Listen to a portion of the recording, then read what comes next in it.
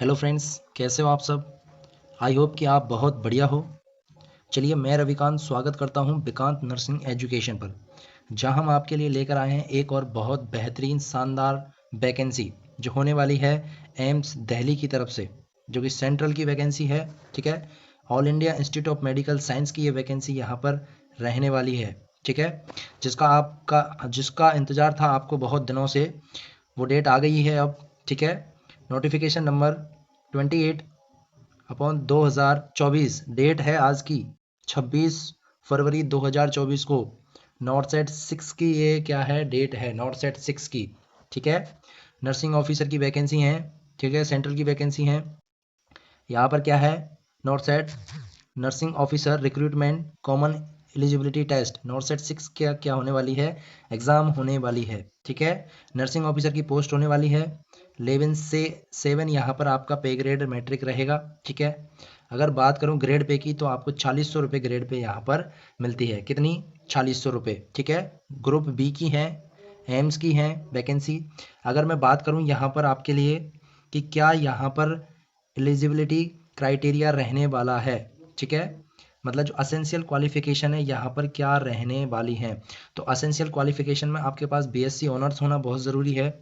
BSc nursing हो या फिर आपने पोस्ट बीएससी यहाँ पर कर रखा हो। ठीक है, चाहे वो किसी भी स्टेट नर्सिंग काउंसलिंग से हो या आईएनसी से आपके पास हो, किसी भी यूनिवर्सिटी से या किसी भी आपने कॉलेज से किया हुआ हो। ठीक है, आपके पास पोस्ट बीएससी और बीएससी नर्सिंग होना कंपलसरी है। ठीक है, रजिस्टर्ड नर्स का सर्टिफिकेट आपके पास होना चाहिए। ठीक है, जो कि स्टेट या फिर आईएनसी से आपको दिया गया हो। साथ में बात करूं तो आपकी जीएनएम होनी चाहिए। तो diploma in general nursing midwifery with 2 year experience यहाँ पर मांगा है। जीएनएम वालों के लिए 2 साल का एक्सपीरियंस यहाँ पर लगेगा। एक्सपीरियंस जो है वो 50 बेडेड हॉस्पिटल का होना चाहिए। ठीक है, बीएससी और पोस्ट बीएससी वालों के लिए कोई एक्सपीरियंस नहीं है। चाहे आपने किसी भी कॉलेज यूनिवर्सिटी से या आईएनसी से या स्टेट नर्सिंग काउंसलिंग से बीएससी नर्सिंग या पोस्ट बीएससी की हुई हो, तो आपको यहाँ पर किसी तरह के एक्सपीरियंस की ज़रूरत नहीं है। एक्सपीरियंस जो है वो सिर्फ जीएनएम वालों के लिए है और 2 साल का एक्सपीरियंस लगेगा 50 बेडेड हॉस्पिटल का। ठीक है, इतना समझ आ गया सबको। चलिए, एज लिमिट की बात करता हूँ। तो एज लिमिट जो है वो रहने वाली है यहाँ पर 18 से 30 साल। तो 18 to 30 ईयर आपकी एज लिमिट होनी चाहिए। अगर मैं बात करूं एज रिलैक्सेशन की, तो एज रिलैक्सेशन जो है अकॉर्डिंग टू कैटेगरी यहाँ पर दिया हुआ है। लेकिन अगर जनरल की बात करूं तो जनरल के जो कैंडिडेट हैं वो 18 से 30 साल वाले ही इसको अप्लाई कर सकते हैं। अदर जैसे EWS है, SC ST OBC या फिर एक्स सर्विसमैन है, उनके लिए यहाँ पर एज रिलैक्सेशन दिया हुआ है। ठीक है, अगर बात करूं एप्लीकेशन फ़ीस, तो एप्लीकेशन जो फ़ीस है यहाँ पर, एप्लीकेशन फ़ीस जनरल और ओबीसी कैंडिडेट के लिए 3000 रुपये होने वाली है। कितनी, 3000 रुपये होने वाली है जनरल और ओबीसी के लिए। अगर SC ST और EWS की बात करूं तो 2400 रुपये मात्र यहाँ पर क्या रहने वाली है, फ़ीस रहने वाली है। ये आपकी एप्लीकेशन फ़ीस है। फॉर्म जो है वो ऑनलाइन मोड से ही आएगा।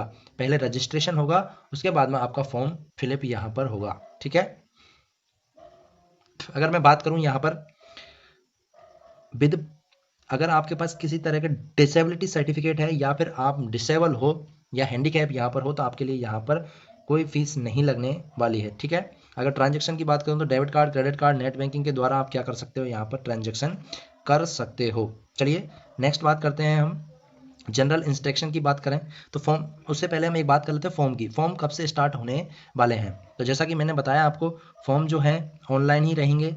सीबीटी एग्ज़ाम यहाँ पर होने वाली है, कंप्यूटर बेस्ड टेस्ट होगा है। ठीक है, तो 2 स्टेज में होगा। सबसे मोस्ट इंपॉर्टेंट बातें हैं, ये किस में होगा, 2 स्टेज में होने वाला है, फर्स्ट एंड सेकेंड। मतलब पहले प्री होगा और प्री में जो भी बच्चे पास होंगे, जो भी स्टूडेंट कैंडिडेट सेलेक्ट होते हैं प्री में, उसके बाद में उनका जो है वो मेंस यहाँ पर रहेगा।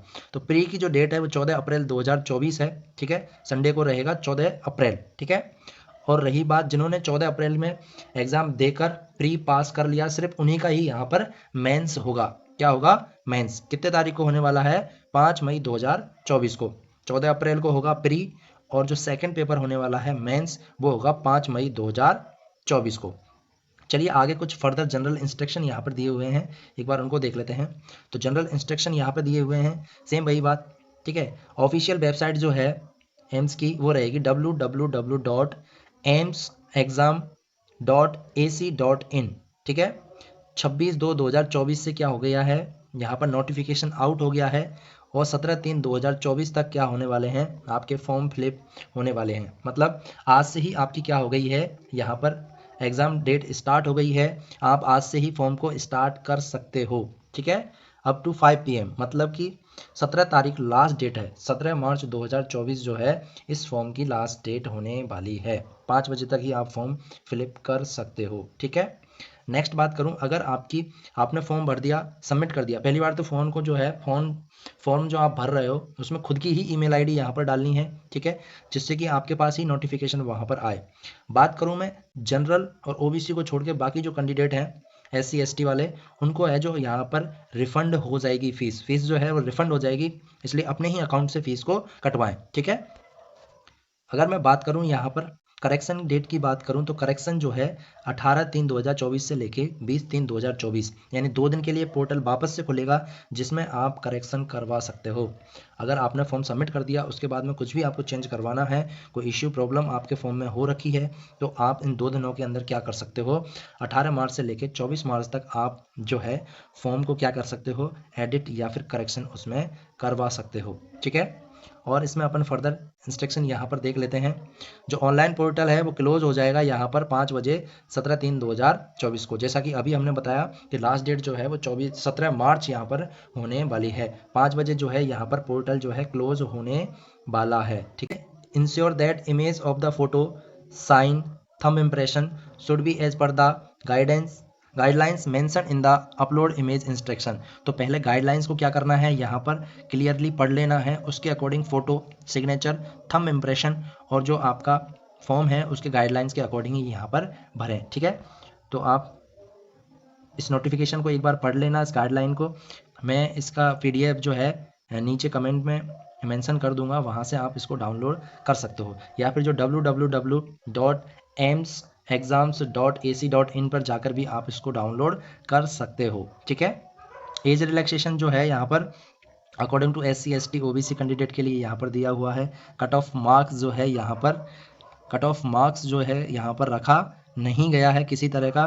देखो, unreserve vacancy will not be eligible for age relaxation and cut off marks otherwise allowed to those beginning these category. Further, reserve category candidate SC ST OBC who become eligible by age relaxation application, their case will be considered only for reserved seat, ठीक है। यहाँ पर जो SC OBC वालों के लिए यहाँ पर एज रिलैक्सेशन यहाँ पर रखा गया है, ठीक है।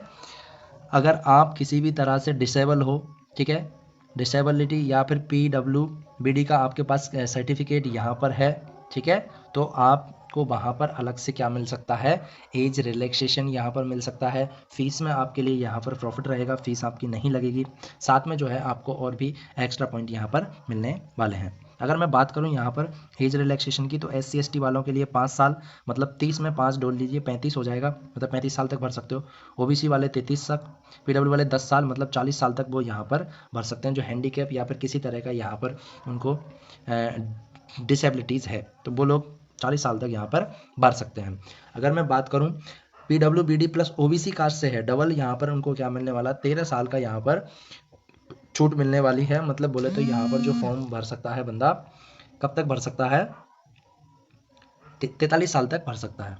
अगर PWBD प्लस SC ST है तो 15 साल यानी 45 साल तक आपको क्या भर सकता है, वो फॉर्म भर सकता है, ठीक है। एक्स सर्विस की बात करूं, एक्स सर्विस मैन जो है यहाँ पर उनको 5 साल का एज रिलैक्सेशन यहाँ पर दिया हुआ है, तो एक्स सर्विस वाले 35 तक फॉर्म भर सकते हैं। जनरल और OBC वालों के लिए 18 से 30 ही रहेगी, ठीक है।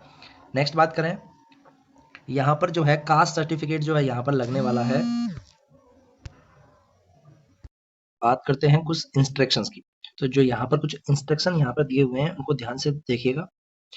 ये वीडियो है जो थोड़ी लंबी होने वाली है, लेकिन इसमें कंप्लीट डिटेल देंगे हम, ठीक है। इसमें जो कंप्लीट डिटेल है कि फॉर्म को किस तरह से भरना है, कौन कौन कैंडिडेट है, क्या क्या डॉक्यूमेंट लगने वाला है, अगर आप सेलेक्टेड हो जाते हो, पेपर को पास कर लेते हो, तो उसके बाद में क्या क्या प्रोसेस रहेंगी, सब कुछ इस वीडियो के अंदर यहाँ पर बताया गया है, ठीक है। चलिए बात करते हैं इंस्ट्रक्शन की। कैंडिडेट है उसको क्या करना है, यहाँ पर जब फॉर्म भरते हैं तो फॉर्म भरने के टाइम पे फोटो, सिग्नेचर, आपको क्या करना है, फोटो, सिग्नेचर, थंब इम्प्रेशन अच्छे से वहां पर क्या करना है, सेट करवाना है। आंखों के सामने ही आपको क्या करना है, ई मित्र पे जाके ये फॉर्म को फिल करवाना है, ठीक है। ध्यान रहे फॉर्म फिल करने से पहले एक बार आप लोग इस वीडियो को जरूर देख लें, या फिर जो गाइडलाइन है इनको लाइन टू लाइन जरूर पढ़ लें, ठीक है। तो आपको फॉर्म को फिल करते टाइम इन चीज़ों का बहुत ध्यान देना है। नेक्स्ट बात करें एज रिलैक्सेशन की, तो एज रिलैक्सेशन जो होने वाला है जनरल और ओबीसी के लिए 18 से 30 साल यहाँ पर रहेगा। बाकी अकॉर्डिंग टू कैटेगरी यहाँ पर जो है एज रिलैक्सेशन मिलने वाला है, ठीक है। लास्ट डेट जो है 17/3/2024 रहने वाली है। ओके, नेक्स्ट इसकी बात करें हम कि यहाँ पर एज रिलैक्सेशन क्या रहेगी अकॉर्डिंग टू कास्ट, ठीक है। तो अकॉर्डिंग टू जो कास्ट है SC ST के लिए 5 साल, ओबीसी के लिए 3 साल, मतलब 18 से 30 तो जो है वो जनरल वालों के लिए है और ईडब्ल्यूएस वालों के लिए है। अब 30 के अंदर आप इसमें +5 करेंगे यानी 35। इस तरह से आपको क्या निकालनी है, यहाँ पर कास्ट एज रिलैक्सेशन निकालना है। 35 के बाद 30 के बाद कितना आपको एज रिलैक्सेशन यहाँ पर मिल रहा है, ठीक है। तो SC ST के लिए 5 साल का मतलब 30 साल प्लस 5 साल 35 साल SC ST भर सकते हैं 35 साल तक। ओबीसी की बात करूँ तो 3 साल का, पीडब्ल्यूडी की 10 साल का एज रिलैक्सेशन यहाँ पर मिलता है। पीडब्ल्यूबीडी प्लस ओबीसी, अगर कोई बंदा हैंडीकैप है या फिर डिसेबल्ड पर्सन है, ठीक है, और साथ में ओबीसी कास्ट का है, तो उसको कितने 13 साल का यहाँ पर क्या मिलने वाला है, एज रिलैक्सेशन मिलने वाला है, ठीक है। वही डिसेबल्ड पर्सन अगर SC ST से है तो 15 साल का यहाँ पर एज रिलैक्सेशन मिलने वाला है। एक्स सर्विस की बात करूँ तो यहाँ पर 5 साल का क्या मिलेगा आपको, एज रिलैक्सेशन यहाँ पर मिलने वाला है। नेक्स्ट बात करें, अगर कोई बंदा सेंट्रल गवर्नमेंट में क्या कर रहा है, एम्प्लॉय है सेंट्रल गवर्नमेंट का, तो उसको 5 साल का यहाँ पर एज रिलैक्सेशन मिलेगा। अगर सेंट्रल गवर्नमेंट है प्लस ओबीसी का है तो यहाँ पर 8 साल का एज रिलैक्सेशन मिलेगा। Central government plus SC ST है तो यहाँ पर उसको कितना मिलेगा, टोटल जो है यहाँ पर 10 साल का उसको एज रिलैक्सेशन यहाँ पर मिलने वाला है, ठीक है। नेक्स्ट बात करते हैं, कास्ट कैटेगरी की बात करें तो SC ST और OBC वालों के लिए यहाँ पर जो सर्टिफिकेट है वो वैलिड होना चाहिए, ठीक है, वैलिड कास्ट सर्टिफिकेट होना चाहिए। और कॉम्पिटेंट अथॉरिटी से क्या होना चाहिए, इश्यू होना चाहिए। जो आपके पास SC ST और OBC वाले हैं उनके लिए यहाँ पर जो कास्ट सर्टिफिकेट है वो प्रॉपर बना हुआ होना चाहिए। अगर मैं बात करूँ NCL OBC सर्टिफिकेट की, ओनली ऑन सिर्फ ओबीसी, तो ओबीसी वालों के लिए जो है यहाँ पर NCL OBC सर्टिफिकेट जो इशू हुआ है वो कब तक का वैलिड रहेगा, तो वो सिर्फ 1/4/2024 से लेकर 31/3/2024 तक का ही वैलिड यहाँ पर रहने वाला है, ठीक है।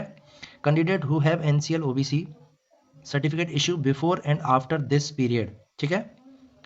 यहाँ पर कैंडिडेट क्या कह यहाँ पर क्या कह रहा है कि candidate who have NCL OBC certificate issued before and after this period, मतलब 1/4/2023 31/3/2024 के पहले और बाद का will not be considered valid for the advertisement. Not considered मतलब 1/4/2023 से पहले का नहीं होना चाहिए। दूसरी बात 31/3/2024 के बाद का यहाँ पर नहीं होना चाहिए, ठीक है। क्या आपका ओबीसी वालों का कास्ट सर्टिफिकेट, ठीक है। तो कब का होना चाहिए, 1 अप्रैल 2023 से लेके 31 मार्च 2024 के बीच का होना चाहिए, ठीक है, ना इससे पहले ना इससे बाद का, ठीक है, यही वैलिड है, बीच का होना चाहिए। 1/4/2023 से लेके 31/3/2024 के बीच का यहाँ पर होना चाहिए। साथ में मैं बात करूँ PWBD वालों का, तो PWBD वालों के लिए भी सेम यही चीज़ है। उनके पास जो स्पेशल जो PWBD से कैटेगरी से बिलोंग करते हैं, जो कि दिव्यांगजन हैं, उनका भी जो है ऑथोराइज्ड होना चाहिए, अच्छे से बना हुआ होना चाहिए, ठीक है। किसी तरह की लापरवाही यहाँ पर नहीं बख्शी जाएगी और ना ही यहाँ पर एक्स्ट्रा टाइम दिया जाएगा, ठीक है। अगर कोई भी ओबीसी कैंडिडेट जो है, ठीक है, तो उसका जो सब कास्ट जो बना हुआ है कास्ट सर्टिफिकेट वो लिस्ट होना चाहिए किसके, गवर्नमेंट की जो लिस्ट होती है central list of government of India, ठीक है, उसके अंदर क्या होना चाहिए, वो लिस्टेड होना चाहिए। अदरवाइज जो है candidate as OBC candidate will not be considered. अगर आप central list of government of India के अंदर लिस्टेड नहीं हो तो फिर आपको ओबीसी कैंडिडेट नहीं माना जाएगा, ठीक है।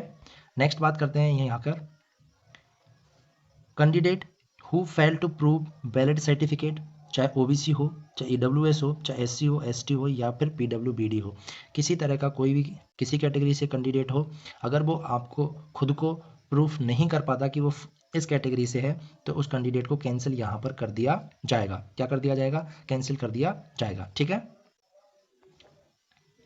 अगर आप किसी भी रिजर्वेशन को यहाँ पर क्लेम करते हो और उसको आप प्रूफ नहीं कर पाते तो कैंडिडेट को जो है यहाँ पर कैंसिल कर दिया जाएगा। यहाँ पर उसको किसी तरह की कोई सीट नहीं दी जाएगी। ठीक है। For person with disability certificate issued by duly constituted and authorise medical board in, ठीक है, जो है यहाँ पर PWBD की पर्सनस की बात हो रही है, उनका जो है ऑथराइज मेडिकल बोर्ड के द्वारा क्या होना चाहिए, यहाँ पर सर्टिफिकेट होना चाहिए। अदरवाइज उनको अभी यहाँ पर क्या कंसिडर्ड नहीं किया जाएगा, वो अनवैलिड यहाँ पर हो जाएंगे। ठीक है। नेक्स्ट बात करें, नेक्स्ट इंस्ट्रक्शन यहाँ पर क्या दिया हुआ है, तो नेक्स्ट इंस्ट्रक्शन जो है, ठीक है, जो एग्ज़ाम जो होने वाला है यहाँ पर, तो एग्ज़ाम जो है यहाँ पर आपसे पूछा है कि एजुकेशन क्वालिफिकेशन जो सर्टिफिकेट है आपका, ठीक है, या फिर जो कैटेगरी सर्टिफिकेट है, वो आपसे डॉक्यूमेंट वेरिफिकेशन के दौरान जब भी एम्स क्या करेगा, रिक्वायरमेंट यहाँ पर करता है एजुकेशन क्वालिफिकेशन की या कैटेगरी सर्टिफिकेट की, एम्स जो है DV के दौरान या फिर फिलिंग कैंडिडेट जो है वहाँ पर DV के दौरान यहाँ पर एजुकेशन क्वालिफिकेशन या फिर कैटेगरी सर्टिफिकेट को नहीं शो कर पाता या फिर नहीं सबमिट कर पाता जो कि ओरिजिनल है, तो फिर वहाँ पर क्या होगा, कैंडिडेट को कैंसिल कर दिया जाएगा। वहाँ पर किसी तरह की कोई एडिशनल टाइम वहाँ पर नहीं दिया जाएगा। ठीक है। आई होप कि ये जानकारी आपको समझ आ रही हो। ठीक है। किसी तरह की कोई भी क्वेरी हो तो आप कमेंट बॉक्स में अपना कमेंट छोड़ सकते हैं। ऑफिशियल जो वेबसाइट है www.amsexams.ac.in, इस पर ही आप लॉगिन करके रजिस्ट्रेशन कर सकते हैं और फॉर्म को फिल कर सकते हैं। ठीक है। नेक्स्ट बात करते हैं कि जो original certificate of document qualified candidate will be verify by respective AIIMS. ठीक है। यहाँ पर जो आपके ओरिजिनल जो डॉक्यूमेंट हैं उनको क्या किया जाएगा, DV के टाइम पर जो है एम्स के द्वारा यहाँ पर वेरीफाई किया जाएगा। ठीक है। तो जो जितने भी ओरिजिनल डॉक्यूमेंट हैं वो आपको लेके जाने हैं, साथ में आपको सेट बनाना है। ठीक है। फोटोकॉपी यहाँ पर रखनी है। डॉक्यूमेंट जो है सारे सेल्फ अटेस्टेड यहाँ पर होने चाहिए। ठीक है। तो डॉक्यूमेंट क्या क्या यहाँ पर मांगे गई हैं, कौन कौन से डॉक्यूमेंट हैं जो यहाँ पर होने चाहिए। पहला डॉक्यूमेंट जो है आपका download admit card, admit card आपका डाउनलोड होना चाहिए। साथ में रिसिप्ट जो रजिस्ट्रेशन स्लिप है, ठीक है, जो ऑनलाइन आपका एप्लीकेशन फॉर्म है वो आपके पास होना चाहिए। ठीक है। एडमिट कार्ड आपके पास होना चाहिए। डाउनलोड रिसिप्ट स्लिप जो ऑनलाइन एप्लीकेशन फॉर्म भरा है वो होना चाहिए। साथ में सर्टिफिकेट आपके साथ होना चाहिए, डेट ऑफ बर्थ वाला सर्टिफिकेट, जैसे कि आपका कोई भी जिसमें 10th का चल जाएगा, यहाँ पर 10th की डेट ऑफ बर्थ, 10th की मार्कशीट में डेट ऑफ बर्थ होती है। साथ में आधार कार्ड भी यहाँ पर चल जाएगा। कास्ट सर्टिफिकेट आपके पास होना चाहिए। इनकम सर्टिफिकेट का एसेट्स होना चाहिए। ठीक है। इनकम सर्टिफिकेट होना चाहिए। साथ में SC ST OBC जो भी आप रिजर्वेशन यहाँ पर क्लेम कर रहे हो उसका यहाँ पर ऑथराइज क्या होना चाहिए, आपके पास में सर्टिफिकेट ये होना चाहिए। साथ में जो दिव्यांगजन है उनके पास दिव्यांगजन का जो मेडिकल का जो प्रूफ सर्टिफिकेट है वो यहाँ पर होना चाहिए। ठीक है। जो पर्सन किसी एम्प्लॉयमेंट में है या कोई जॉब कर रहे हैं जो गवर्नमेंट में है, ठीक है, तो उनके लिए यहाँ पर NOC की ज़रूरत पड़ेगी। नो ऑब्जेक्शन सर्टिफिकेट होना चाहिए, या फिर आपके पास में क्या होना चाहिए, वहाँ से जो लिविंग लेटर है वो वहाँ पर होना चाहिए ओरिजिनल। ठीक है। बात करूँ एजुकेशन क्वालिफिकेशन की, जो आपके पास मार्कशीट है प्रॉपर ओरिजिनल होनी चाहिए।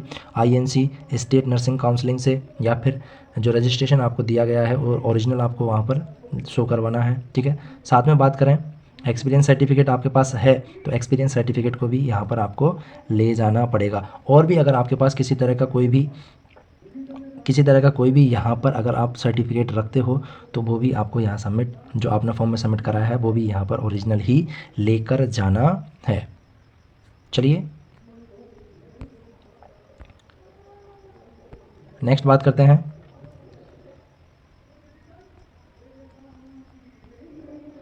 यहाँ पर जो है all candidate certificate must be uploaded at the time of the registration. ठीक है।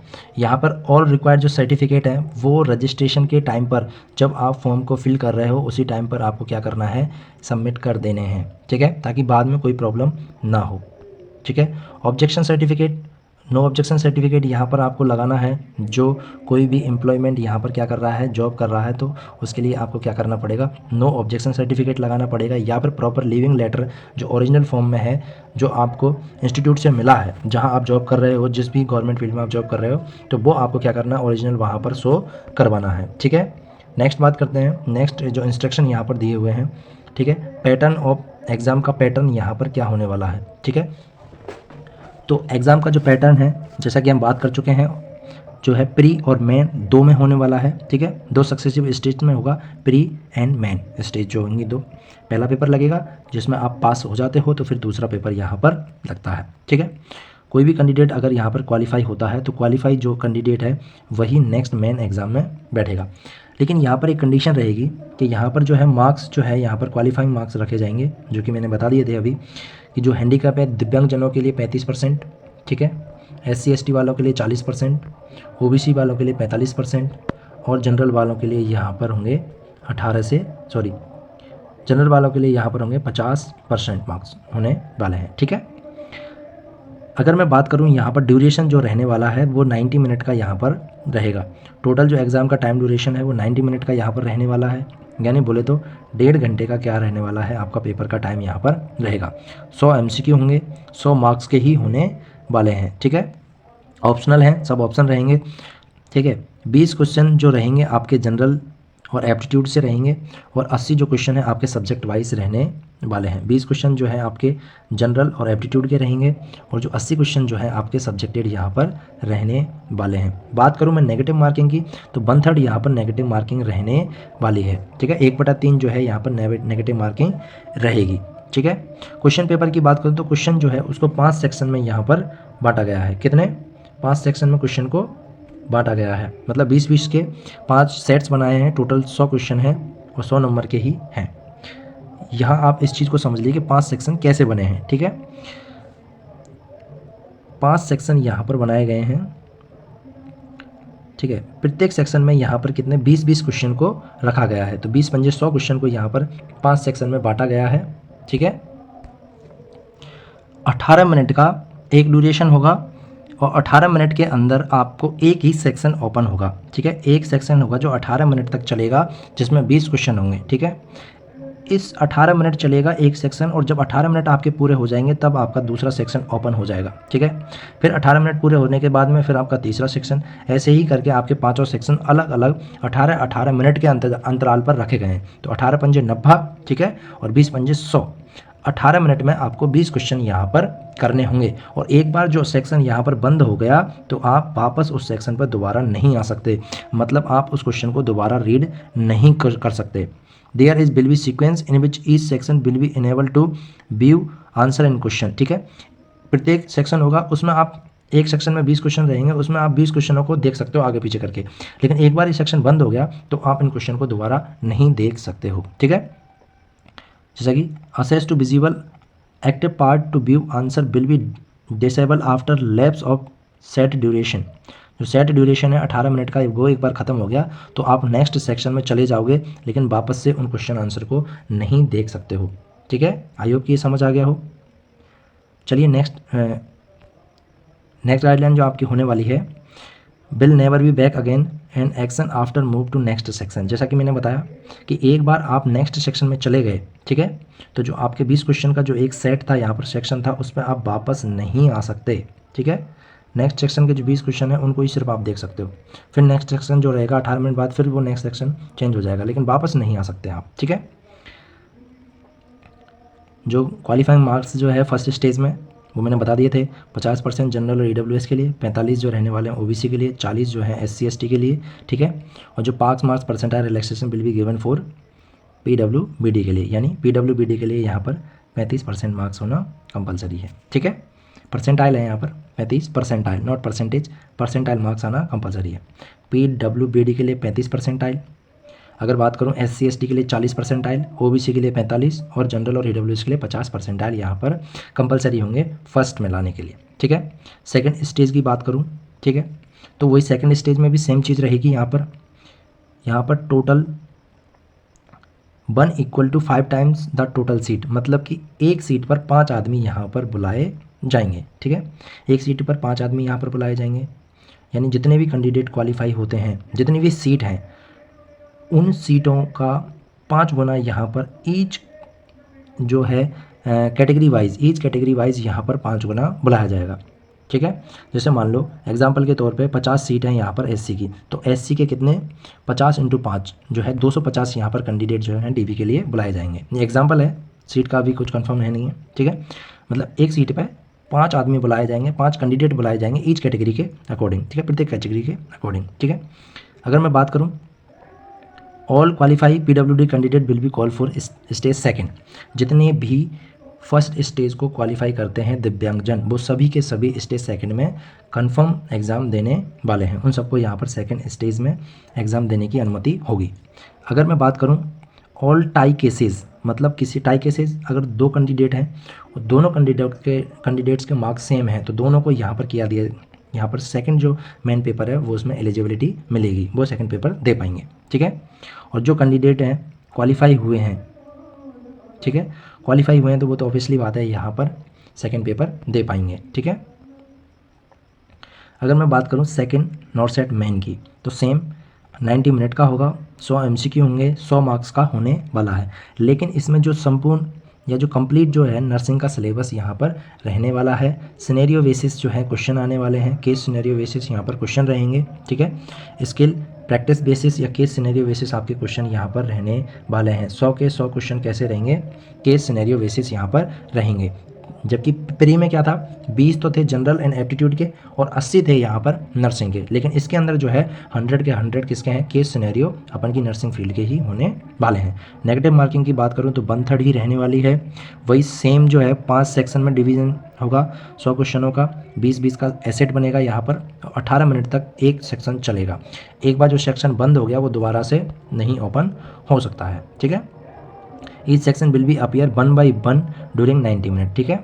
18 मिनट के रहेंगे, ईच में प्रत्येक में क्या रहेगा 20 का यहाँ पर रहने वाला है।